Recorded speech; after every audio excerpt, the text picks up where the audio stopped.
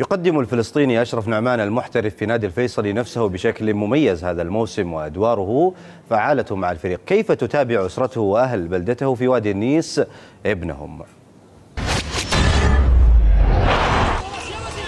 أبرز غيابات الفريق الفيصلاوي في هذه المباراة، لكن خلينا بعد هذه اللقطة. الكرة فيها خطورة، 1 على 1، تصويبة جول. الله الله الله!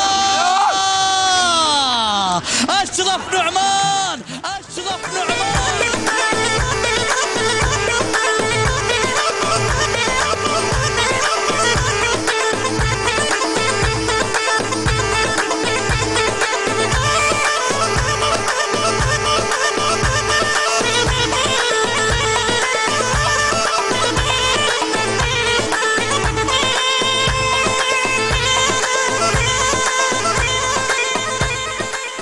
كلهم صاروا يحضروا الدوري السعودي، يعني لو إن كان في عرس بأجل العرس، إن كان في مباراة بأجل المباراة علشان يحضروا مباراة أشرف نعمان. ولكن كرة الكويت بتطول عليه وإلى خارج الملعب. كنت أتحدث البطاقة الصفراء على وسام صالح. في تصل إلى وسام مرة أخرى. وسام يلعب الكرة في منتصف الملعب.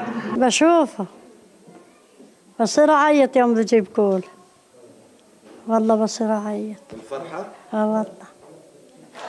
لعيب فنان ذوقكم يا أشرف، لعيب فنان ذوقكم يا أشرف. بجيب كوال بنبسط أحسن ما ينغلب، لأنه هو بنبسط فنبسط على بسطيته، لأنه انغلب بزعل زي ما بزعل قلبي بيزعل.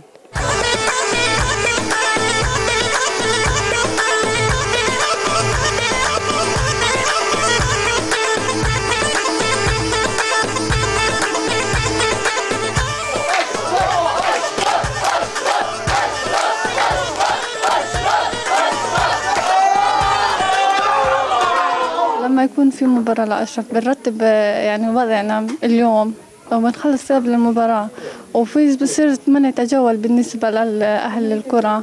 وأشرف مش بس بيمثل بلده، بيمثل كل فلسطين.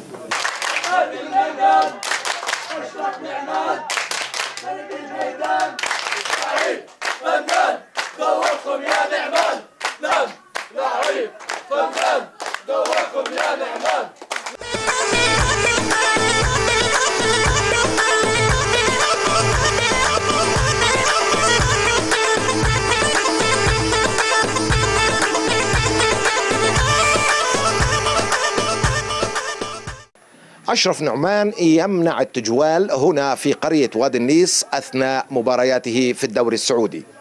الكرة هناك والقلوب تخفق هنا كأنك في المدرجات. محمد اللحام، العربية، من قرية وادي النيس، فلسطين. اللاعبون المهاريون أسعدوا الجماهير بأهدافهم وأمتعوهم، لكنهم أتعبوا الحراس والمدافعين. لقطة